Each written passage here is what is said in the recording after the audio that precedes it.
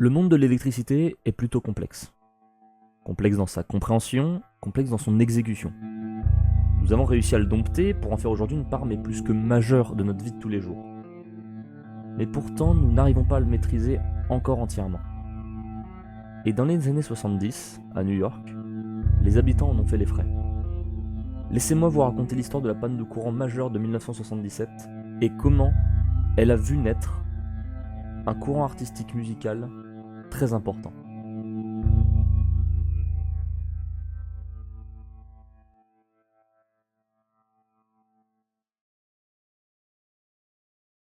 Le mercredi 13 juillet 1977, à 20h34, heure new-yorkaise, un coup de foudre se fait entendre dans le sud de Buchanan, à la sous-station présente au bord du fleuve Hudson, ce qui déclenche 2 disjoncteurs de cette sous-station, empêchant le courant de circuler à nouveau entre la sous-station et la ville de New York. Alors on va mettre les choses au clair tout de suite, le terme déclenché en électricité veut dire littéralement l'inverse de ce pourquoi on l'utilise dans la vie courante en langue française. Déclenché, en général on l'utilise pour dire ah ça a été déclenché, ça a commencé, voilà bref, ça a démarré, voilà. Sauf qu'en électricité c'est l'inverse. Là je parle d'un disjoncteur, on va parler de relais électriques, etc. Dans tout ce petit monde, le terme déclenché veut littéralement dire que ça s'est éteint, que ça a été arrêté. Donc voilà, vous allez garder ça en tête parce que le mot on va le retrouver très souvent dans l'histoire. Donc 20h34, premier coup de foudre. Un deuxième coup de foudre quelques temps après provoque la perte de 2 lignes de transmission et la perte d'alimentation de la centrale nucléaire d'Indian Point, qui est la source d'électricité de la sous-station de Buchanan. Vers 20h45, environ 11 minutes après le premier coup de foudre, selon la procédure dans ce genre de cas, le fournisseur d'électricité de la ville de New York, Consolidated Edison, à qui la sous-station de Buchanan appartient, essaye de mettre en service une centrale électrique de secours à distance. Seulement le démarrage à distance échoue, et vu qu'aucun membre du personnel ne se trouve là sur place, personne ne peut mentionner l'erreur. D'autres centrales dans lesquelles du personnel se trouve démarrent en parallèle et avec succès. Seulement plusieurs de leurs turbines ayant été retirées pour des travaux de maintenance et de routine, ces centrales sont donc empêchées de fournir leur charge d'électricité habituelle. À 20h55, un troisième coup de foudre frappe la station de Springbrook, à Yonkers, ce qui provoque la mise hors service de 2 autres lignes de transmission critiques. Seulement, un énième élément un peu nul, qui n'aurait pu être qu'un détail, intervient. Et oh bordel qu'il aurait pu changer la donne. Un HUD nul. Enfin c'est pas aussi simple, hein, mais ça s'en rapproche, vous allez voir.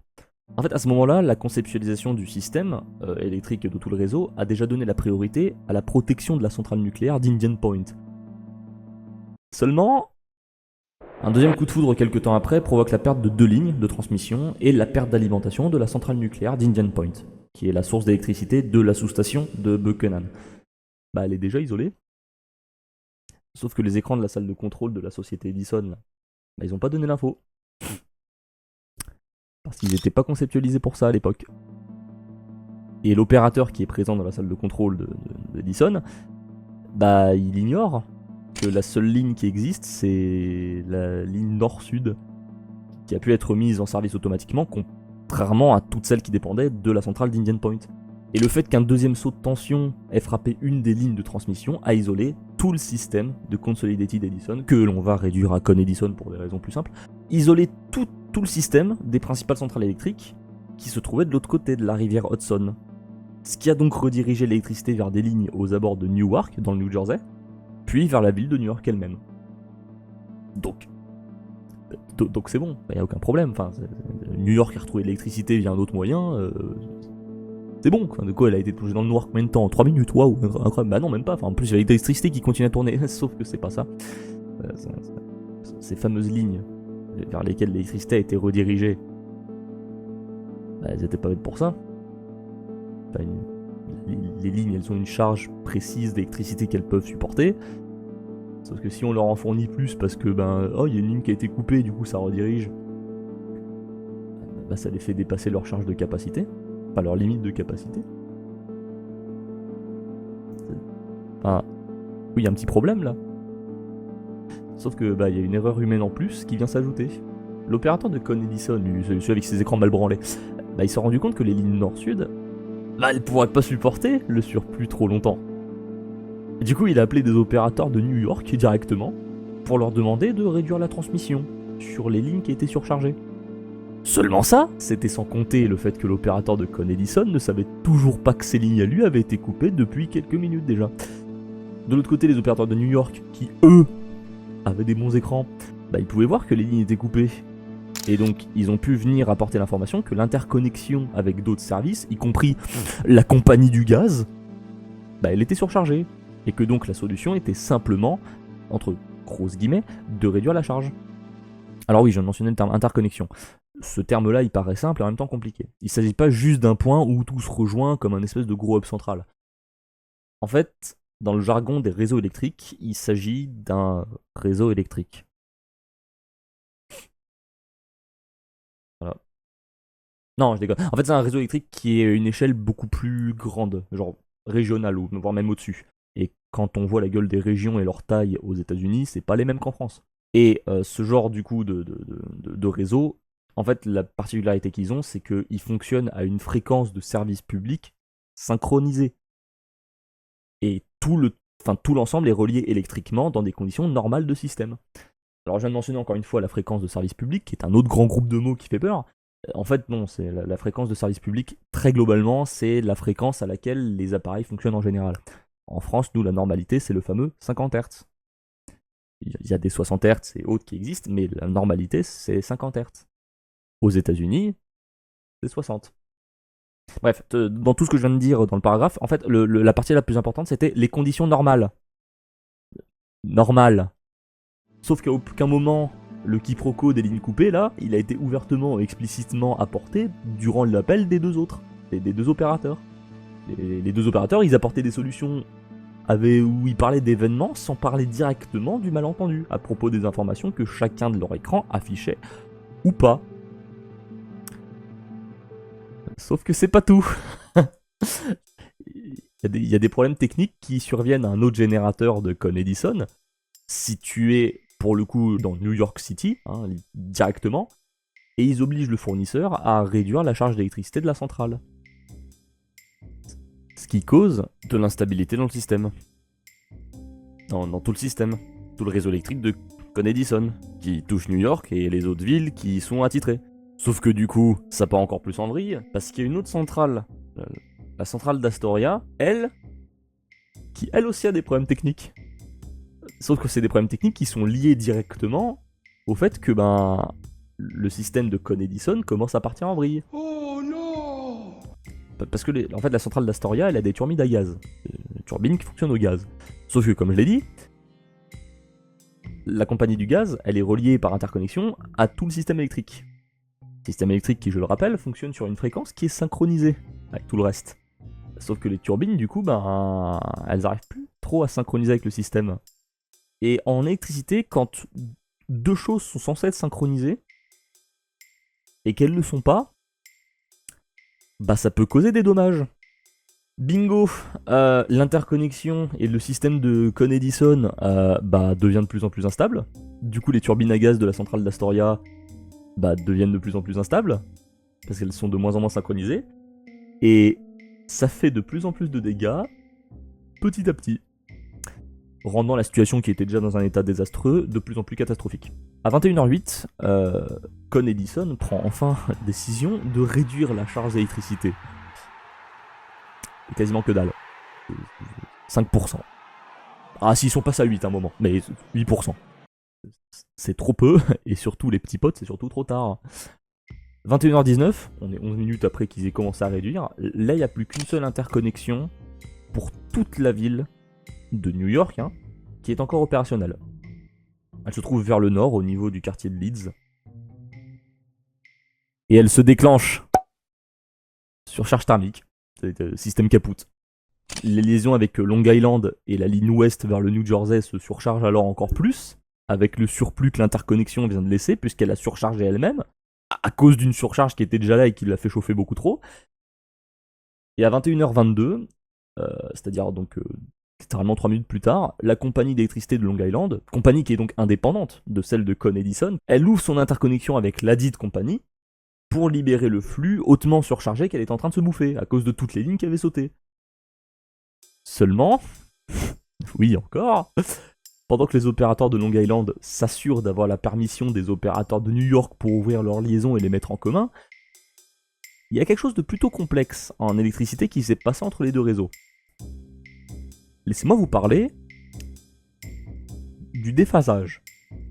Bon, on part tous du principe que vous savez ce que c'est qu'une onde. Dans la physique des ondes, entre guillemets, il y a un élément très important qui s'appelle la phase.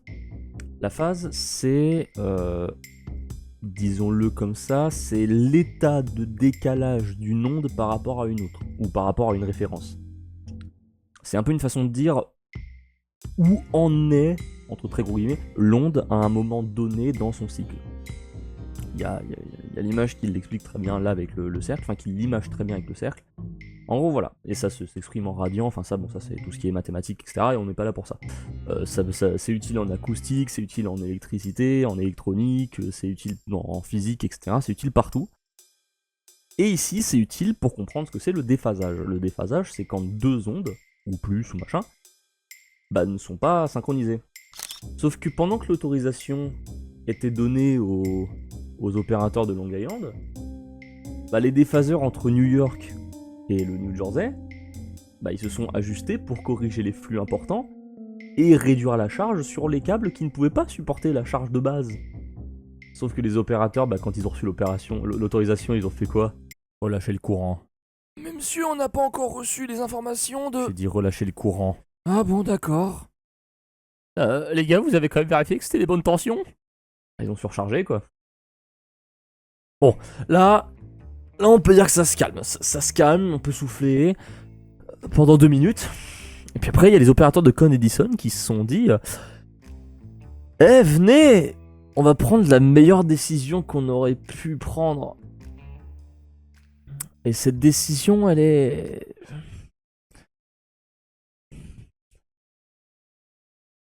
« 21h24 ». Les opérateurs de Consolidated Edison essayent de couper manuellement la liaison pour réduire la charge d'électricité de leur ligne. Et ici, couper manuellement, c'est très simple à comprendre. Ils se sont mis à débrancher les utilisateurs du réseau. C'est littéralement...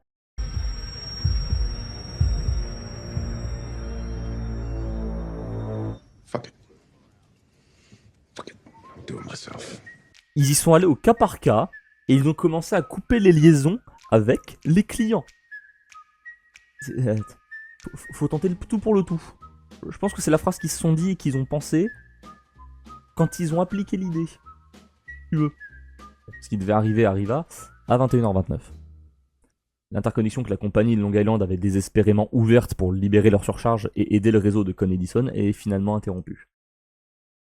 Et le système électrique de Consolidated Edison, dont alors New York City, se retrouve alors isolé du monde extérieur. Une sorte de under de dôme électrique.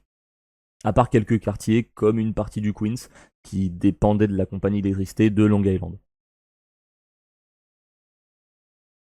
En fait, ce qui a provoqué la panne de courant n'était pas directement lié au fait que il n'y avait plus rien qui générait de l'électricité, et du coup, plus d'électricité au bout d'un moment. Non. Bah, ça serait arrivé quand même. Mais là, c'est encore plus subtil que ça. Pour pas dire complètement débile. En fait, vous vous souvenez là, de Conhead, bah, ces petits génies du courant, en déconnectant leur monceau de ménage, les pâtés de maison, les immeubles, etc. de leur réseau, pour, je le rappelle, éviter une surcharge et libérer la charge qui est sur leur ligne surchargée, bah, ils ont créé des courts-circuits. Et des faux courts-circuits. Des courts-circuits imaginaires, en fait. Que le système n'arrivait pas à identifier à des vrais courts-circuits.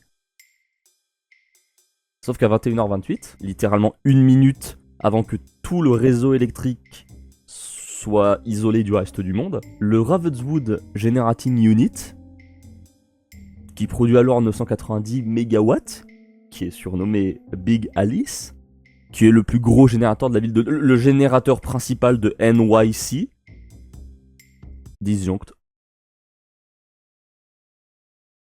En fait, ils disjonctent pour une seule et bonne raison. Il y a plusieurs courts-circuits qui se font ressortir dans le réseau. Et pour éviter qu'il y en ait un qui survienne et qui endommage son intégrité, il s'auto-fait sauter du système. Je vais la refaire pour ceux qui n'auraient pas compris le dernier paragraphe. Pour se protéger des courts-circuits imaginaires que des abrutis induisent dans le réseau entier en déconnectant des maisons comme tu enlèverais la route à ta maison de Sims, le plus gros générateur de la plus grosse ville de l'état de New York proclame le plus grand "Oh hell no!" connu dans l'histoire de l'électricité américaine, et il sort du système. À 21h37, soit 1h03 précises après le premier coup de foudre, à la sous-station de Buchanan sur le flanc de la rivière Hudson, à 21h37, il n'y a plus d'électricité dans les lignes de New York. À 22h26, soit presque 1 heure après que la dernière charge électrique se soit vidée du système, les opérateurs lancent enfin la procédure de rétablissement. Au final, le courant n'est rétabli qu'à la fin du lendemain, environ 25 heures après le premier éclair, laissant alors New York pendant une nuit et une grande partie de la journée du 14 juillet paralysée, sans électricité. Bon, la question c'est pourquoi je vous parle de ça au final. Parce que là je vous ai juste donné vite fait l'histoire et l'explication de ce qui s'est passé, de pourquoi c'était la panne, pourquoi c'était la merde, avec une touche plutôt légère et humoristique, on va pas se le cacher. Mais pourquoi je vous en parle? Laissez-moi vous répondre avec une autre question. Quel homme politique je ferais, super. Connaissez-vous le point commun entre l'émergence du hip-hop aux États-Unis et un groupe de métal britannique? Vous avez la réponse. C'est littéralement tout le sujet de tout le début de la vidéo. La panne de courant de New York, survenue le 13 juillet 1977, jusqu'à la fin de la journée du 14 juillet. Top, salut, c'est le moi du futur, enfin du passé, du futur, enfin bref, pendant que j'écrivais la vidéo. En fait, j'écrivais le script dans l'ordre que je voulais, comme je fais à chaque fois, et il me manquait plus que d'écrire cette fameuse partie où je parlais de Saxon et du hip-hop. Et en fait, je me suis rendu compte en étudiant mon sujet que la chanson du groupe dont je veux vous parler, elle fait référence à la panne de New York de 1965. Du coup, je vais vous raconter la panne de 77, comme c'était prévu, avec le hip-hop, tout ça. Puis faire une aparté sur la panne de 65. Du coup, il n'y a pas de lien entre les deux événements, à part simplement que c'est une panne qui a touché la ville de New York. Voilà. Quelque chose à noter qui revient souvent dans les articles qui en parlent, c'est le calme et l'empathie des habitants qui fut presque record lorsque la panne commença. At first, in much of the city, there was a spirit of calm resilience, civilians directing traffic. Surgery moved outside at Brooklyn Jewish Hospital to utilize car batteries as backup power. Les citoyens étaient soudés pour que la ville reste dans un état de sérénité, de fraternité, entre les habitants durant cet événement hors du commun. Bon, en réalité, il y a déjà eu une panne 12 ans avant, en 65, mais on en reparlera plus tard. Seulement, faisons un peu d'histoire de la situation à New York. La situation n'était pas celle d'une ville pleine de lumière, ni de dynamisme et de modernité. C'était plus une ville dont l'image était celle d'une cité dévastée et abandonnée. On faisait la fête à fond, c'était une ville extravagante mais surtout extrêmement pauvre, sans infrastructure ni programmes sociaux et un taux de criminalité record. D'après l'auteur Michael Correa, dans son livre « Quand New York s'est éteinte », en 1977, New York était encore sous le choc des drastiques mesures d'austérité prises suite au premier choc pétrolier de 1973. Endettée à hauteur de 3 milliards de dollars en 1975, la municipalité avait engagé d'importantes réductions budgétaires, conduisant à la fermeture d'hôpitaux, de commissariats et d'écoles. Des dizaines de milliers d'Africains américains et de New-Yorkais d'origine latino-américaine qui travaillaient pour le secteur public avaient été licenciés du jour au lendemain. En juillet 1975, les éboueurs de New York, inquiets d'une faillite imminente de la ville et in fine du paiement de leur salaire, se mettent en grève. 2 ans seulement après l'inauguration en grande pompe de l'étincelant World Trade Center, les journaux télévisés du monde entier montrent désormais le chaos d'une métropole croulant sous des tonnes de déchets. Au déclin économique s'ajoute l'explosion du taux de criminalité. Alors que les effectifs des forces de l'ordre ont été diminués de plus d'un tiers, la ville dénombre en moyenne 1600 homicides par an. Central Park est un véritable coupe-gorge et Times Square comptabilise une douzaine de vols avec violence par jour. Et depuis le 29 juillet 1976, le serial killer David Berkowitz tue au hasard des rues en signant du nom de fils de Sam. La panique se diffuse dans la ville. 3 semaines seulement avant la panne d'électricité géante, il tire à vue sur un couple à la sortie d'une boîte de nuit du Queens. Ouais, autant dire que c'était pas vraiment la joie, quoi. Et quand New York plongea dans le noir, ce fut le point culminant. Ce fut le point de bascule pour ces communautés appauvries, qui se sentaient délaissés par la municipalité, par la politique en général, des personnes tendues, fatiguées chaque jour. La ville dans laquelle ils vivaient et qui les délaissait toujours un peu plus chaque jour, New York, venait littéralement de s'éteindre. Agissant comme un interrupteur et allumant alors une flamme à l'intérieur d'eux.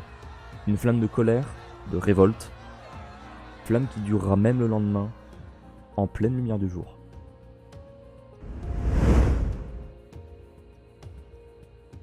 La panne d'électricité se produisit après la fermeture de nombreux commerces et entreprises de la ville, ce qui les rendait fortement vulnérables au pillage et au vandalisme. Des pillages généralisés ont eu lieu dans 31 quartiers, les plus touchés étant Crown Heights, où 75 magasins sur 5 pâtés de maisons ont été pillés et endommagés, et Bushwick, où les incendies criminels se sont multipliés avec 25 incendies encore actifs le lendemain matin. À un moment donné, il y a même eu 2 pâtés de maisons, de Broadway, situés à Bushwick, qui séparent Bushwick de Bedford-Stuyvesant, qui ont pris feu. 35 pâtés de maisons de Broadway ont été détruits, 134 magasins ont été pillés, dont 45 ont également été incendiés après. Le magazine Time a décrit la scène dans son article du 25 juillet 1977, The Blackout, Night of Terror. Des bandes d'hommes, de femmes et même de petits enfants déterminés ont arraché les volets et les grilles en acier des devantures de magasins à l'aide de pieds de biche, brisé les vitres, ramassé tout ce qu'ils pouvaient et détruit ce qu'ils ne pouvaient pas. Ils ont d'abord pris des vêtements, des téléviseurs, des bijoux, de l'alcool, et une fois tout nettoyé, ils ont récupéré de la nourriture, des meubles et de la drogue. Sur une dizaine de pages, l'hebdomadaire décrit avec effroi des noirs sortant d'une boucherie avec des sacs remplis de steaks et de rôtis, des garçons du Bronx de 10 ans volant un téléviseur dans un magasin d'électroménager, ou encore comment la police a arrêté un homme de Bedford-Stuyvesant avec 300 bouchons d'évier et un autre avec une caisse de Pince à linge ? Quoi ? L'effroi new-yorkais de 1977, c'est un vol de pince à linge et de rôtis. Hein ? Le Time ? Quoi ? Les pillards réussissent même à voler des voitures neuves dans la salle d'exposition Ace Pontiac du Bronx, où environ 50 véhicules sont dérobés. Un autre événement plutôt surprenant mais mémorable fut lorsque le Shea Stadium s'est éteint vers 21h30, en fin de 6ème manche, avec Lenny Randle tenant la batte de baseball, durant le match opposant les Mets de New York contre les Cubs de Chicago. Le jeu a été achevé 2 mois plus tard, le 16 septembre. Seulement, en plus des pillages et des violences massives, ainsi que des faits surprenants qui animent cette nuit et qui maintiennent la ville de New York en état perpétuel d'éveil constant, 4 homicides sont commis. 3 personnes meurent dans le quelques milliers d'incendies allumés pendant la panne d'électricité, et à Brooklyn, un propriétaire de pharmacie abat un homme qui brandissait un pied de biche dans sa direction alors qu'il conduisait 30 jeunes devant la barrière de sécurité du magasin. Mais ce sont pendant ces heures d'effroi, de violence et de pillage que l'un des plus grands mouvements artistiques musicaux vit le jour. Durant la nuit. Si le blackout a provoqué un vent de panique chez les élites blanches new-yorkaises, c'est aussi parce qu'il mettait en lumière l'existence d'une underclass jusqu'alors invisible aux yeux de la presse américaine. Alors l'underclass, c'est un terme anglais pour désigner les classes qui sont en dessous des classes pauvres. Il y a la haute classe, il y a les classes moyennes, les classes appauvries, on va dire ça comme ça, et l'underclass, qui est littéralement la sous-classe en fait. En 1977, un tiers des familles noires des États-Unis vivaient sous le seuil de pauvreté, contre seulement 8,9% des familles blanches. Alors que, selon la presse et les blancs américains, le blackout se résumait à une chaotique nuit des animaux, terme qui fut repris par plusieurs journaux et magazines, la panne de courant fut aussi un prétexte à la fête. En effet, si New York était en plein déclin économique, la ville était également à cette époque le creuset d'une incroyable effervescence festive et culturelle populaire. En avril 1977, la discothèque Studio 54 ouvrait ses portes, devenant le temple du disco avant qu'il n'explose en tant qu'industrie musicale à l'échelle du pays. Depuis 4 ans, le club CBGB était le berceau du punk rock et accueillait des groupes phares comme les Ramones, Blondie ou Talking Heads. La communauté gay se retrouvait pour sa plupart au Loft, puis au Paradise Garage, 2 lieux où se forgeait la house music et le garage. On l'a compris, New York est une merde économique, mais au niveau social et culturel, ça grandit de jour en jour. Les mouvements punk rock et disco sont en train de se faire de plus en plus connaître, et les communautés LGBT trouvent refuge dans des endroits qui sont ouverts pour elles, pour se sentir aimées, pour se sentir à leur place. Mais nous, c'est dans le sud du Bronx qui nous intéresse. Parce que dans le sud du Bronx, depuis l'été 73 environ, il y a un mouvement musical, un petit mouvement musical en train de naître, qui s'appelle le hip-hop. Et pourquoi je dis qu'il est en train de naître, c'est parce que ça se limite seulement à quelques grands noms. Et il y en a un qui est le plus important. Clive Campbell. Clive Campbell, il a inventé deux choses, musical et technique. Musical, il a inventé le drum break. Le drum break, c'est la partie d'une musique où on a retiré la musique et on a gardé que les percussions qui font le rythme.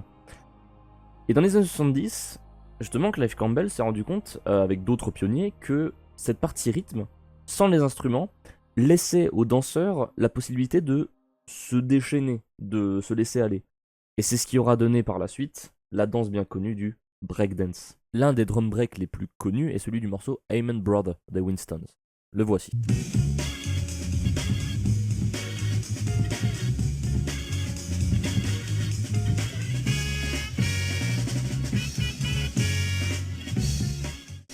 What you're about to hear are 6 seconds that changed the course of music history.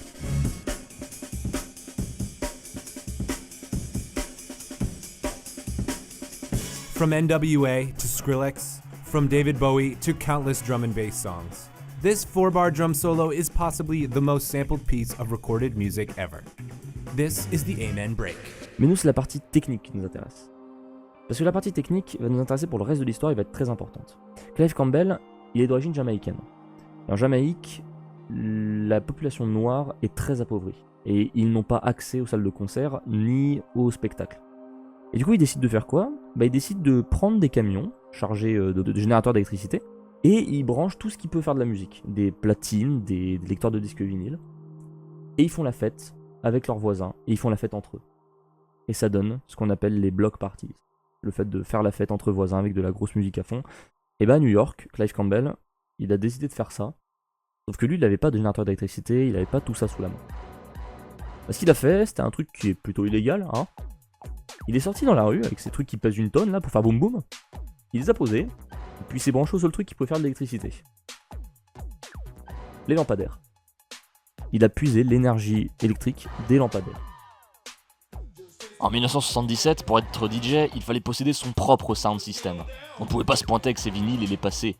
Non, il fallait avoir ses propres haut-parleurs, des amplis, des tables de mixage, des platines, et ramener tout cela au parc du coin. On avait ensuite 15 à 20 rallonges bon marché pour se brancher au fil électrique d'un lampadaire. Mais c'est le soir du 13 juillet 1977, lorsque ce duo-là installe leur sound system au 183 Street Park. Time come, boom, I bring in the record. The record goes, Whoa. dun, dun, dun, dun, dun, dun, ah, love, love, love, love. The light blew out. The whole electricity, the whole light blew went out. off. The whole set went off. 2 lights And blew then out. The street lights started going out one at a time, all the way up the block, like poof, poof, poof, poof, poof. We looked at each other. We said, "What We happened?" looked at each other. We thought we blew We out thought the we street. did it. The whole neighborhood went dark. The crowd, they Went crazy. realized at the same time, it's like everybody was kind of, hey, what's going on? What's up?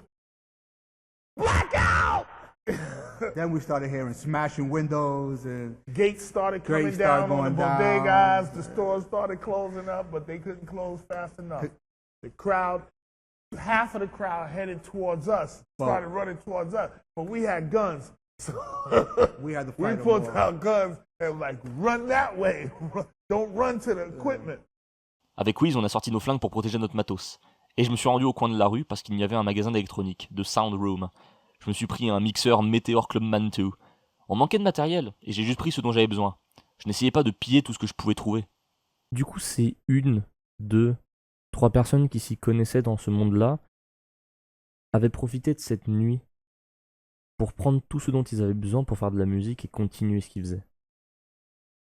Vous imaginez l'impact que ça a pu avoir chez ceux qui voulaient s'en sortir et qui ne trouvaient du réconfort que dans cette musique-là?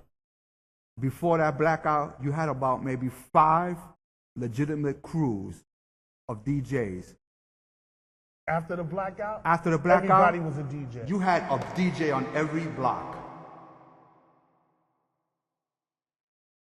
Ce n'est que le lendemain matin que les zones touchées par la panne de courant ont commencé à être établies en électricité. Mais tout de même de façon inégale.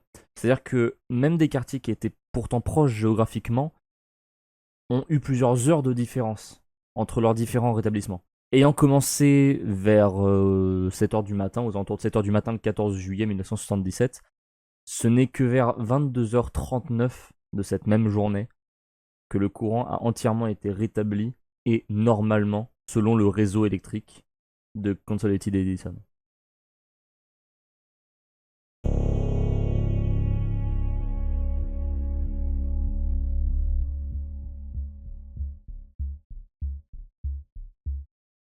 La panne de courant survenue quant à elle en 1965 toucha une zone bien plus vaste que celle 12 ans plus tard, privant l'électricité à plus de 30 millions de personnes et environ 207 000 km² pendant près de 13 heures. En partant du Canada, putain encore la faute de ces faux américains, tout part de la centrale hydroélectrique Sir Adam Beck numéro 2 à Queenston en Ontario, près des chutes du Niagara. Le relais de sécurité de la centrale était réglé pour se déclencher si d'autres équipements de protection du système Ontario Hydro ne fonctionnaient pas correctement. Par une froide soirée de novembre 1965, les habitants reliés au réseau électrique fourni en électricité par la centrale hydroélectrique Sir Adam Beck numéro 2 à Queenston en Ontario voulaient pouvoir se réchauffer, s'éclairer et cuisiner paisiblement dans leur ménage américano-canadien, tirant sur l'électricité comme des bons gros consommateurs irresponsables. Mais à 17h16, heure new-yorkaise encore une fois, une légère variation de puissance provenant de la centrale Robert Moses à Lewiston, dans l'état de New York, a provoqué le déclenchement de son relais, désactivant une des lignes électriques principales en direction de l'Ontario. Et rebelote, comme en 77 dans le futur du passé, bref, voilà, la charge s'est répartie sur les autres lignes, les surchargeant donc, ce qui déclencha chacun de leurs relais, les isolant une à une dans un effet de cascade. Le relais de sécurité de la centrale Sir Adam Beck numéro 2 avait été mal programmé, et il a fait ce qu'on lui avait demandé de faire, se déconnecter sous les charges qu'il percevait. Le tout en 5 minutes. Vers 17h15, une demi-heure après le coucher du soleil, les lumières ont commencé à clignoter. Et clignoter. Et clignoter encore. Le New York Times décrira plus tard ce phénomène comme un clignotement sauvage pendant environ 1 minute, comme une alarme silencieuse. 12 minutes plus tard, alors que des millions de New-Yorkais rentraient chez eux après le travail, la ville était totalement noire. Manhattan, le Bronx, le Queens et la majeure partie de Brooklyn ont été privés d'électricité. Le courant dans l'ouest de l'État de New York a été rétabli en quelques heures, grâce à la centrale électrique alimentée par la rivière Genesee, à Rochester, qui est restée en ligne pendant toute la panne. Et comme pour démarrer une voiture, démarrer ou redémarrer un générateur nécessite de l'énergie pour un démarreur. La disponibilité de cette énergie hydroélectrique de la rivière Genesee, de la centrale de Rochester, était cruciale. Et la centrale a été utilisée pour redémarrer des générateurs hors service, qui pouvaient ensuite fournir de l'énergie pour redémarrer d'autres générateurs, et encore une fois un processus de cascade inverse. Le rétablissement du courant a été comme en 1977, inégal. La plupart des générateurs n'avaient pas d'alimentation auxiliaire à utiliser pour le démarrage. Certaines parties de Brooklyn ont été rétablies à 23h, le reste de l'arrondissement à minuit. Cependant, la ville entière n'a pas été rétablie à l'alimentation normale avant près de 7h du matin le lendemain, le 10 novembre. Seulement, un point qui n'est pas négligeable sur cette nuit de 1965, contrairement à celle de 1977, c'est que là où il y avait une nuit entière de pillage, de crimes, de violence, 12 ans plus tard, en 1965, il y a eu seulement 5 rapports d'incidents qui ont été rapportés après le blackout. Ça a été la nuit avec le plus taux faible de criminalité, le plus bas nombre de crimes recensés dans la ville depuis que les registres sont tenus. Le plus taux faible de criminalité en une nuit quelconque. C'est pas sur l'année ou quoi, c'est en une nuit. Et ça, c'est pas négligeable. D'ailleurs, un autre point qui en a fait sourire plus d'un, apparu 9 mois plus tard. Mais c'est pas prouvé. Ça aurait été marrant, hein, un baby boom 9 mois plus tard en se disant « Oh, vous avez fait quoi vous deux là pendant la nuit, hein ? Alors, vous avez profité ?» Non, mais scientifiquement, c'est pas prouvé. En même temps, tu veux prouver ça comment ? Genre pile 9 mois plus tard, t'es en mode « Ah, c'était le jour d'avant. » Non, mais ça aurait été drôle. Ça peut, en fait, c'est pas que c'est pas prouvé parce que c'est pas possible, c'est que ça peut pas être prouvé, tout simplement. Mais, peut-être. peut-être qu'il y a eu des petits galopins. Voilà, c'est tout. Un autre point, encore une fois non négligeable de cette soirée, fut l'utilisation de la radio. Et oui, vu que la plupart de ces appareils qui se trouvaient dans les foyers fonctionnaient sur batterie, il y a des foyers qui étaient capables de capter des nouvelles, à condition que les nouvelles viennent d'un endroit qui soit avec de l'électricité et qui puisse transmettre dans la bonne zone. Bref. Un magazine a plus tard qualifié la panne d'électricité de jour du transistor et de plus grand moment de la radio depuis le jour J, le D-Day, le débarquement. C'est la radio qui a apaisé la population. Pourquoi apaisé ? Je vous rappelle qu'on était en 1965. Et en 1965, il y avait un truc un peu marrant et plutôt chaud qui s'appelait la guerre froide. Et disons que les relations entre l'URSS et les États-Unis à ce moment-là, c'est... Bon, disons que c'était pas copain-copain, quoi. Anecdote plutôt marrante d'ailleurs, c'est que en 1964, donc un an plus tôt environ, il y avait un film qui est sorti, enfin il y a deux films qui sont sortis, dont un qui est plutôt connu, qui s'appelle Le Docteur Folamour, sur une potentielle guerre nucléaire. Ah. Le New Yorker demandait même, dans son numéro suivant, « Y a-t-il quelqu'un dont l'esprit n'ait pas été touché, au moins brièvement, par la conviction que c'était le moment, que les missiles étaient en route, et que le jour du jugement était proche ?» Même si personne ne savait exactement ce qui s'était passé, grâce à la radio, le gouvernement a pu rassurer les Américains sur ce qui ne s'était pas passé. Le pays n'était pas attaqué. Et cette soirée a été le théâtre de beaucoup d'anecdotes plus surprenantes et amusantes les unes des autres. Par exemple, il y a celle de ce petit garçon qui aurait cogné un des lampadaires de New York avec un bout de bois, au moment précis où l'électricité aurait été coupée. Et il serait rentré chez lui terrifié à l'idée d'avoir commis la panne. Alors pas du tout. Il y a aussi cette anecdote du pianiste Vladimir Horowitz, qui, pendant son concert au Carnegie Hall, cette soirée-là, aurait fini un morceau de Chopin, sans lumière, et sans manquer aucune note. Et il y a l'histoire de ce pilote de la Scandinavian Airways, qui, après avoir quitté l'aéroport Kennedy une fraction de seconde pour checker ses instruments sur son tableau de bord, aurait relevé les yeux sur un paysage complètement plongé dans l'obscurité. Et justement, un autre détail, mais qui pour beaucoup n'en était pas un, fut une pleine lune, brillante et haute dans le ciel. Un ciel sans nuages sur toute la zone de la panne. Une pleine lune qui a apporté une certaine aide aux millions de personnes qui ont été soudainement, pendant le temps d'une soirée et d'une nuit, plongées dans le noir. Et parmi ces personnes,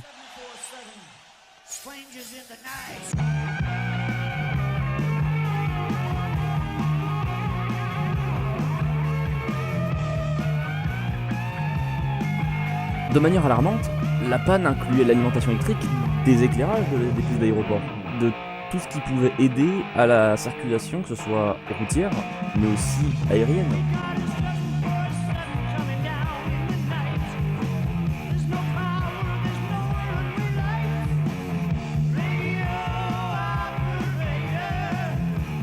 Le leader de Saxon, Biff Bifford, regarde un documentaire de la BBC en 1979 sur la panne d'électricité de 1965, et il a soudain une idée pour une chanson.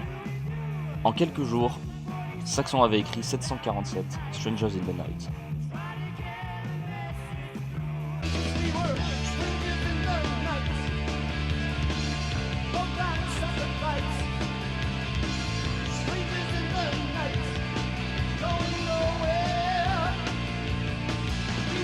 Je dois admettre qu'il y avait beaucoup de bagarres de rue et de filles dans nos paroles, c'est sûr.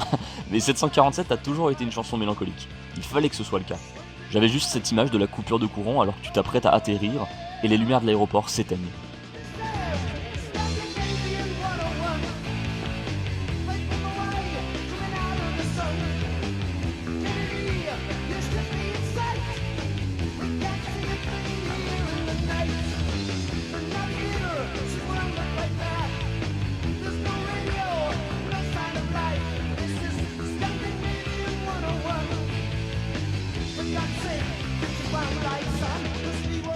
Ces avions étaient détournés ailleurs et la ville était dans le noir. J'ai pensé que c'était une idée puissante. J'ai aussi trouvé ça plutôt cool que des inconnus se rencontrent pendant la panne d'électricité. On dit qu'il y a eu un baby-boom 9 mois plus tard. Beaucoup de gens sont devenus amis grâce à ça, disons. J'imagine qu'il y a eu aussi beaucoup de pillages. J'ai donc simplement associé les deux, en fait. Certaines parties des paroles n'ont pas de sens d'un point de vue logistique, je sais, mais c'est comme ça que ça s'est mis en place. C'était un moment magique.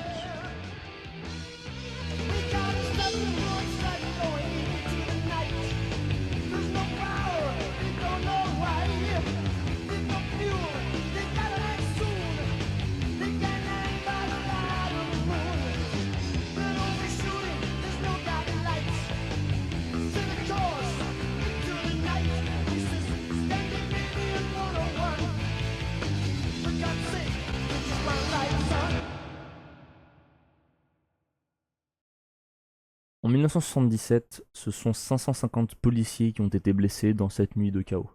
Ce sont 4500 pillards qui ont été arrêtés. Et ce sont 1616 magasins qui ont été endommagés à cause des émeutes et des pillages. Il y a eu environ au total 1037 incendies maîtrisés.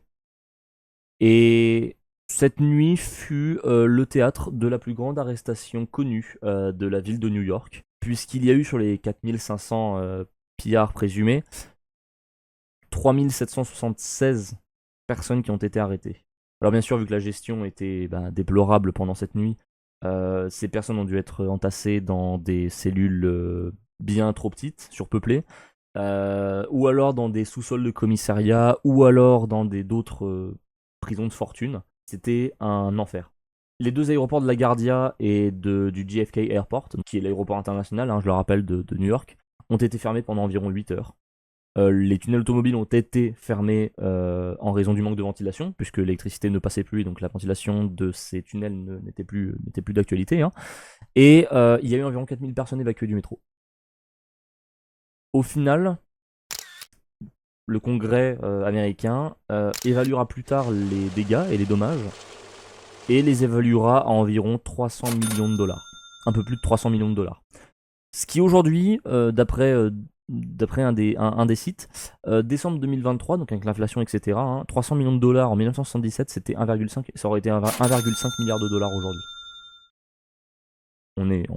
On est pas mal, on est vénère. J'ai mentionné la panne de 1965, mais la ville a également connu une autre panne en 2003, où là c'était tout le nord-est des États-Unis qui a été touché par une panne. Cependant, quand même en 1965, les New-Yorkais se sont rassemblés et il y a eu un très faible taux de criminalité dans la ville pendant les, non pas 13, non pas 25, mais les 30 heures où l'électricité a été coupée, où le courant a été coupé. Donc au final, comparé à la panne de 1965 et à celle-là de 2003, 1977 a surtout été déterminé par les facteurs sociétaux, qui étaient là depuis bien longtemps, comme on l'a vu précédemment. Mais ce sont ces facteurs sociétaux qui ont été également la source de l'émergence d'un des plus grands courants musicaux de ces dernières générations, le hip-hop. Et je trouve ça dommage que ça tombe un peu dans l'oubli. Et c'est pour ça que je voulais en parler dans cette vidéo. And that little blackout, or that big blackout, made a big spark in the hip hop. Et puis quand même putain de bordel parce que Saxon a quand même lancé un putain de banger.